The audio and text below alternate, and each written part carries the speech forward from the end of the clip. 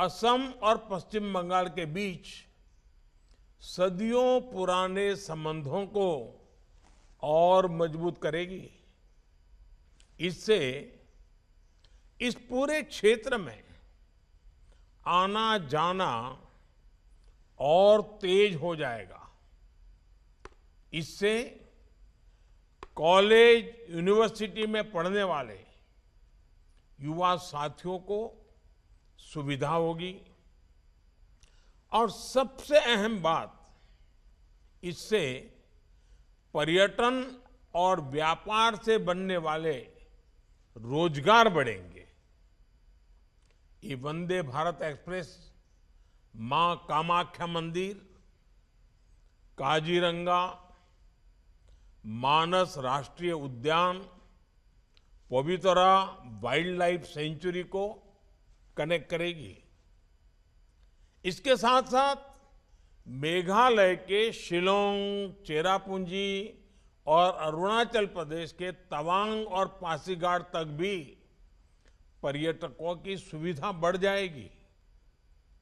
भाइयों और बहनों, इसी सप्ताह केंद्र में एनडीए की सरकार के 9 साल पूरे हुए हैं। बीते 9 साल भारत के लिए अभूतपूर्व उपलब्धियों के रहे हैं, नए भारत के निर्माण के रहे हैं। कल ही देश को आजाद भारत की भव्य दिव्य आधुनिक संसद मिली है। ये भारत के हजारों वर्ष पुराने लोकतांत्रिक इतिहास को हमारे समृद्ध लोकतांत्रिक भविष्य से जोड़ने वाली संसद है। बीते 9 वर्षों की ऐसी अनेक उपलब्धियां हैं जिनके बारे में पहले कल्पना करना भी मुश्किल था। 2014 से पहले के दशक में इतिहास के घोटालों के हर रिकॉर्ड टूट गए थे। इन घोटालों ने सबसे ज्यादा नुकसान देश के गरीब का किया था, देश के ऐसे क्षेत्रों का किया था जो विकास में पीछे रह गए थे। हमारी सरकार ने सबसे ज्यादा गरीब कल्याण को प्राथमिकता दी।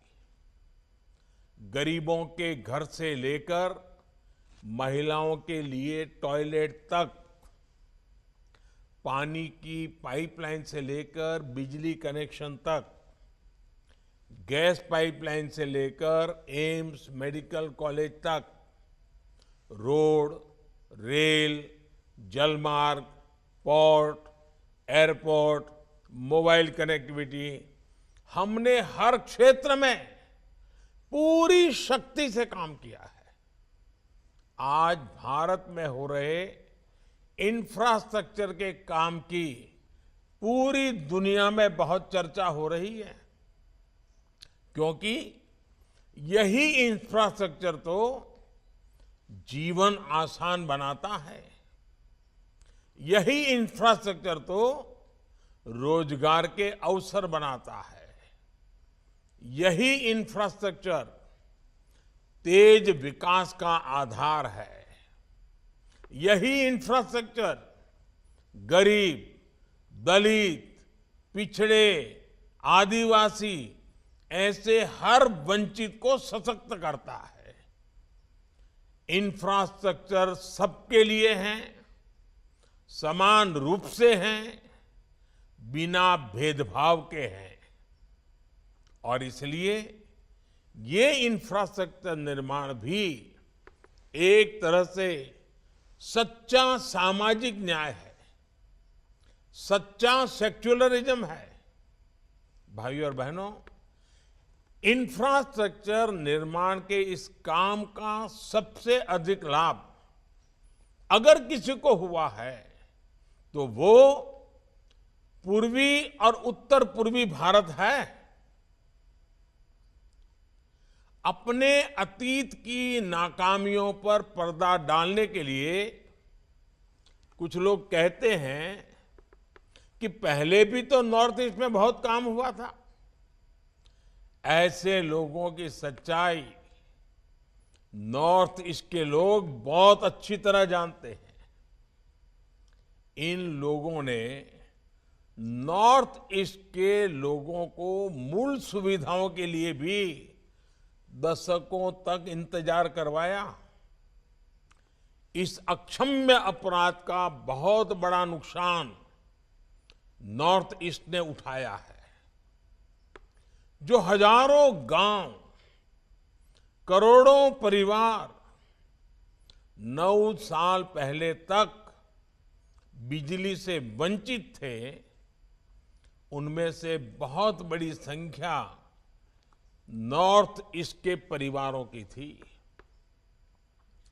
टेलीफोन, मोबाइल कनेक्टिविटी से वंचित हुए बड़ी आबादी नॉर्थ ईस्ट की ही थी।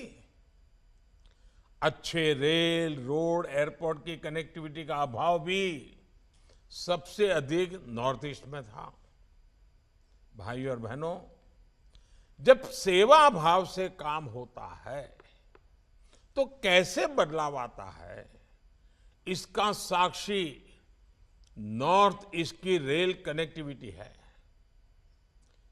मैं जिस स्पीड, स्केल और नियत की बात करता हूं, ये उसका भी प्रमाण है। आप कल्पना कीजिए, देश में 150 वर्ष से भी पहले पहली रेल मुंबई महानगर से चली थी। उसके 3 दशक के बाद ही असम में भी पहली रेल चल चुकी थी। गुलामी के उस कालखंड में भी असम हो, त्रिपुरा हो, पश्चिम बंगाल हो, हर क्षेत्र को रेल से जोड़ा गया था। हालांकि तब जो नीयत थी वो जनहित के लिए नहीं थी। उस समय अंग्रेजों का इरादा क्या था? इस पूरे भूभाग के संसाधनों को लूटना, यहां की प्राकृतिक संपदा को लूटना। आजादी के बाद नॉर्थ ईस्ट में स्थितियां बदलनी चाहिए थी। रेलवे का विस्तार होना चाहिए था, लेकिन नॉर्थ ईस्ट के अधिकतर राज्यों को रेल से जोड़ने का काम 2024 के बाद हमें करना पड़ा। भाइयों और बहनों, आपके इस सेवक ने नॉर्थ ईस्ट के जनजीवन की संवेदना और सुविधा को सर्वोच्च प्राथमिकता दी है। देश में आया यही बदलाव बीते 9 वर्षों में सबसे बड़ा और सबसे प्रखर है, जिसे नॉर्थ ईस्ट से विशेष रूप से अनुभव किया है। पिछले 9 वर्षों में पहले की तुलना में नॉर्थ ईस्ट में रेलवे के विकास के लिए बजट भी कई गुना बढ़ाया गया है। 2014 से पहले नॉर्थ ईस्ट के लिए रेलवे का बजट औसत बजट करीब 2,500 करोड़ रुपए का होता था। 2,500 करोड़ रुपया, 2,500। इस बार नॉर्थ ईस्ट का रेल बजट 10,000 करोड़ रुपए से अधिक है, यानी लगभग 4 गुना बढ़ोतरी की गई है। इस समय मणिपुर, मिजोरम, नागालैंड, मेघालय और सिक्किम की राजधानियों को बाकी देश से जोड़ने का काम भी तेज गति से चल रहा है। बहुत जल्द नॉर्थ ईस्ट की सभी राजधानियां ब्रॉडगेज नेटवर्क से जुड़ने वाली हैं। इन प्रोजेक्ट्स पर 1 लाख करोड़ रुपए का खर्च किया जा रहा है।